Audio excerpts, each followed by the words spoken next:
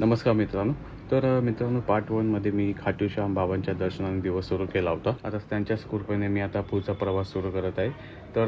त्याच्याच बाजूला मित्रांनो गुरुद्वार आहे.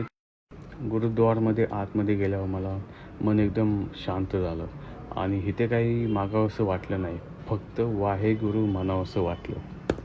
मग नंतर मी गुरुद्वारमधून बाहेर पडल्यावर थेट बिर्ला मंदिर, विठ्ठल रखुमाईचं जे प्राचीन मंदिर आहे तिकडे गेलो. मंदिरात आल्यावर मला एक गोष्ट जाणवली की मंदिरामध्ये येणारा प्रत्येक भक्त कोणत्याही जाती धर्माचा असो, तो ते समान भावनेनेच येतो.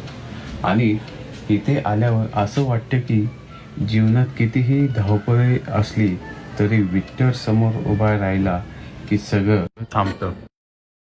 तर मित्रांनो, तुम्हाला जर या लोकेशनला यायचं असेल तर मी लोकेशन डिटेल्स कॅप्शनमध्ये देतो, तुम्ही जरूर या इथे.